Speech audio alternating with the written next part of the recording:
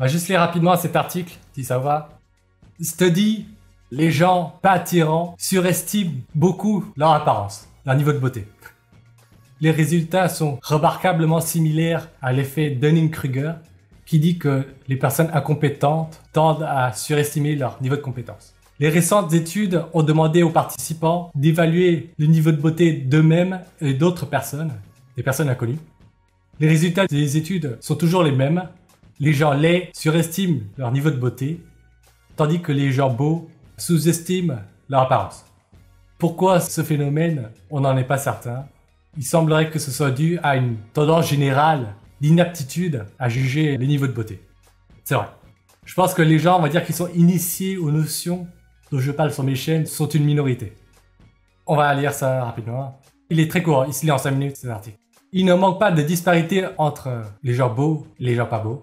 Il y a tous les niveaux de beauté qu'on retrouve dans la population générale, quoi.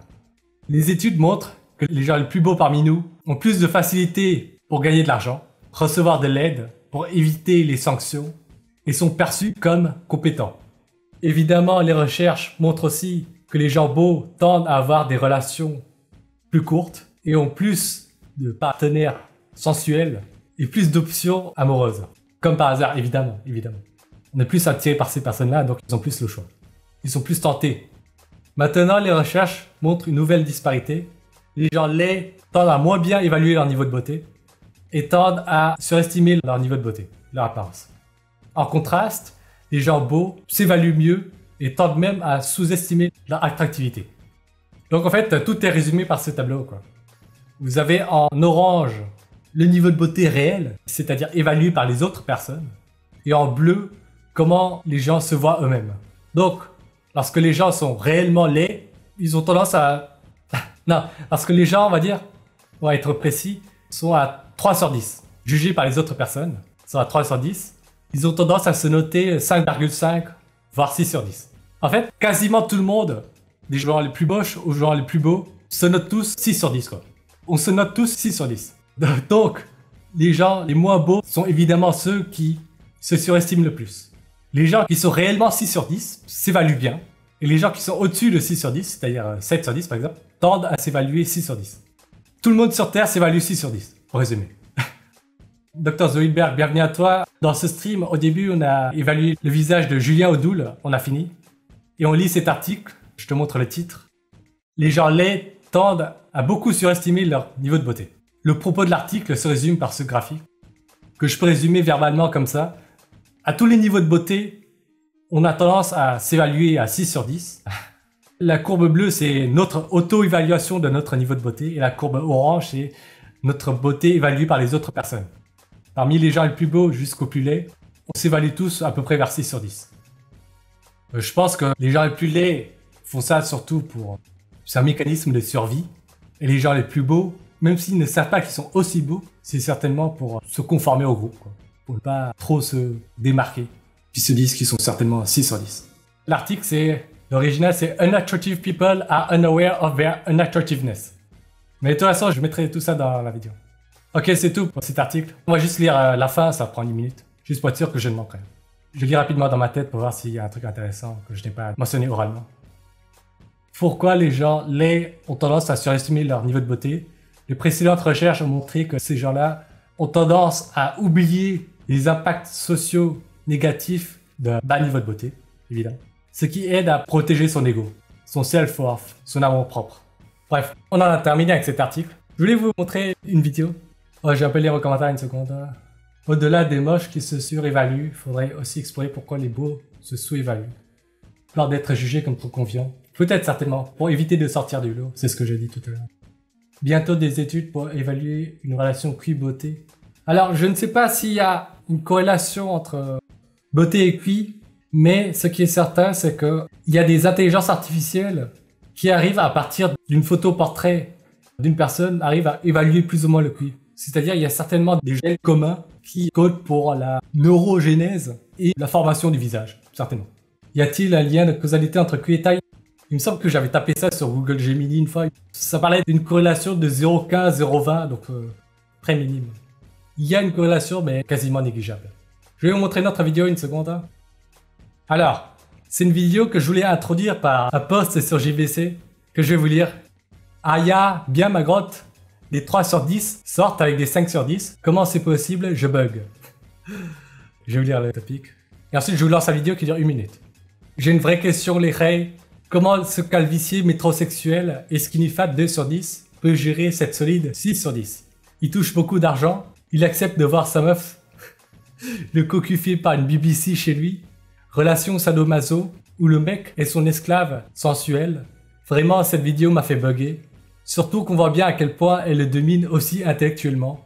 Le moment où elle lui dit que c'est une mezzanine, on sent toute l'humiliation froide et qu'elle le méprise. Deuxième post, elle le mogue partout. Elle est plus belle, corps fit, belle mâchoire, grande, intelligente. Mais elle accepte ce gnome. Bon alors, pour résumer, dans ce topic, la majorité des réponses, c'est plutôt pour dire « Je trouve qu'ils sont bien sortis ». La plupart des membres du forum les trouvent bien sortis. Je vais vous montrer la vidéo. Et puis vous allez vous débrouiller pour y aller tout seul. Ouais, je vais, ouais. Oh lolo, on peut se noyer. On va bien. Marie a réservé une drôle de surprise à son chéri Gwendal. Je te sens tendu là. Tu me dis si tu veux que je t'aide. Hein. Pendant 2 nuits, ce couple de Nantais va dormir dans ce gîte, au beau milieu de l'eau.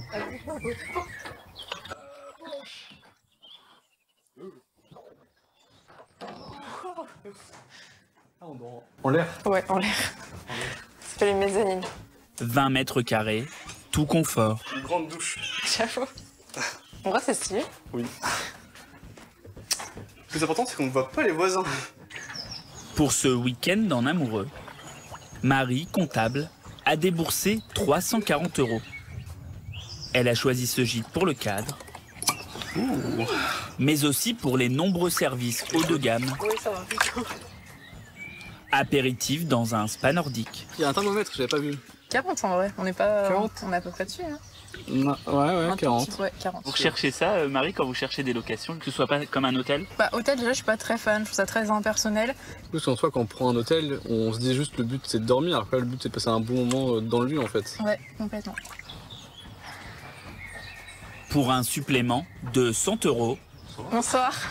ils se sont même offert un cuisinier rien que pour eux. Antoine Pien, ancien chef d'un restaurant 1 étoile en Belgique. Les couteaux, faut qu'ils soient à peine cuits, donc juste laisser le beurre fondre. Et puis après, c'est parti pour déguster. Ouais. Les couteaux avec la fourchette. Je sais pas. C'est ça. Combien de fois vous mangez des couteaux? Ouais. Ah oui. Ouais. Bon voilà, pour résumer, c'est un couple qui part en vacances dans un gîte, dans un environnement un peu exotique. C'est plus exotique que d'aller à l'hôtel, pour résumer. Donc je voulais revenir à ce qui avait été dit dans le topic. L'auteur du topic trouvait que la meuf c'était une 5-6 sur 10 et disait que le mec c'était à 2-3. Bon moi perso, moi ce couple, je ne le trouve pas mal assorti, quoi. On en trouve plein dans la rue, hein, moi je ne suis pas choqué. Moi je trouve qu'ils se valent. De toute façon, comme j'ai dit plusieurs fois dans plein de vidéos, en apparence, bon, il n'y a aucun couple qui m'étonne en particulier, quoi, parce qu'on ne sait pas ce qu'ils vivent. Hein. Même si là ils partent en vacances, ça ne veut pas dire qu'il se passe pas des choses moins avouables, je dirais. Attendez, là, je vais essayer de voir un commentaire. L'éternel, la raison, l'argent, pas besoin de s'embêter avec un rasoir d'aucun. L'argent, le statut social, etc. Peut-être, oui, on ne sait pas combien il gagne le mec, on ne sait pas c'est quoi son statut social. On sait juste que la meuf est comptable. Dr Zoidberg, les moches ne supportent pas de voir des mecs mieux qu'eux arriver à faire ce qu'il ne faut pas. L'éternel, notons qu'il est plus grand que la dame. Moi, la meuf, là, c'est une meuf lambda, mais bien entretenue, quoi, bien apprêtée, qui est fit et qui ne se néglige pas, autant au niveau du corps, du visage, que vestimentairement, quoi. Elle est normale, c'est une meuf normale, quoi. Et le mec, c'est aussi un mec lambda, quoi. Relativement bien entretenu, il est pas gros, il m'a pas l'air gros, en tout cas. Pickles, il faut absolument que tu jettes un œil sur la chaîne de YouTube Claviculaire. C'est un pilule noir jeune, complètement fou et prêt à tout pour le Maxime. Il a récemment été interviewé par Kachan. Bon alors, je précise déjà, c'est un reproche que je reçois en commentaire. Oui, mais moi dans la rue, je vois souvent des mecs moches avec des jolies filles. Bon déjà, peut-être que comme l'auteur du topic, il value très mal le mec et la meuf, c'est-à-dire sous-estimer le mec, surestimer la meuf. Bon, il surestime pas la meuf, mais il sous-estime le mec, je pense. Et aussi, on ne sait rien sur ce qu'ils vivent en dehors de cette vidéo, quoi. Je peux vous assurer, bon, ça c'est les anecdotes personnelles. J'ai connu des meufs qui s'affichaient sur leur Instagram, sur leur Facebook, une espèce de relation amoureuse idéale avec leur mec, qui est plus ou moins du niveau de ce mec qu'on se voit dans la vidéo là, et qui, en dehors des caméras, en dehors des réseaux sociaux, vous diront volontiers, si vous ne les jugez pas, que elles ont d'autres mecs en vue, quoi. Qu'elles remplaceraient bien leur mec officiel si elles en avaient la possibilité. Et avec le mec officiel, elles s'affichent comme follement amoureuses sur les réseaux sociaux, quoi. Ça ne veut absolument rien dire. Sur les réseaux sociaux, vous verrez des meufs qui s'affichent avec un mec qui en privé considère comme mouais. Mais elles s'affichent sur les réseaux sociaux comme si elles vivaient le parfait amour, quoi, avec l'homme idéal, quoi. Mais en dehors des appareils photo et des caméras, elles vous diront volontiers que oui, il est ok, il est mouais. Moi j'hésite avec un autre mec encore. Ça ne veut rien dire. Être en couple, ça ne veut pas dire qu'on arrive à obtenir un niveau de coupliance extraordinaire chez notre partenaire, quoi. Être en couple, ça ne veut rien dire. On ne sait pas s'il baise, on ne sait pas qui doit dépenser plus d'argent pour l'autre, etc., etc. Bref. Moi, je dis clairement, tout le monde peut être en couple, ok? Tout le monde peut être en couple. Je ne vous garantis pas d'être en couple avec la plus belle des nanas, ou d'être avec une nana qui vous respecte, ou qui vous désire énormément, et dont vous aurez la compliance que vous espérez. Être en couple, ça peut être complètement séparé du désir, de la compliance, de la coopération. Ça ne veut rien dire être en couple. Tout le monde peut être en couple. Et tout le monde peut baiser aussi. Mais je vous garantis pas ce que vous pourrez baiser, à qui vous pourrez être en couple. Que ce soit clair. Fiez-vous des réseaux sociaux, le paraître, le paraître. Bon, est-ce que vous voulez qu'on se mate des vidéos que vous proposez, ou sinon je vous en montre d'autres youtubeurs? C'est exactement pareil pour le mariage. D'ailleurs, le mariage, parce qu'on sait que plus de 75% des divorces sont initiés par les femmes, et que un mariage sur deux dans les pays occidentaux se termine par un divorce, moi je pense que les femmes se marient rarement avec leur prince charmant. Elles se marient souvent avec un mec qu'elles considèrent comme un compromis. Je dis pas ça de façon méprisante, hein. C'est le cas dans tous les domaines de la vie, quoi. C'est comme si je vous disais, j'aimerais bien avoir, je sais pas, une Ferrari, mais j'ai une voiture, je dirais, de monsieur tout le monde, quoi. Rien que le fait que les 3/4 des divorces sont initiés par les femmes, et que un mariage sur deux se termine par un divorce, c'est la preuve que la majorité des femmes se mettent avec un homme qu'elles considèrent comme un compromis. Et même si elles divorcent pas, même si elles divorcent pas.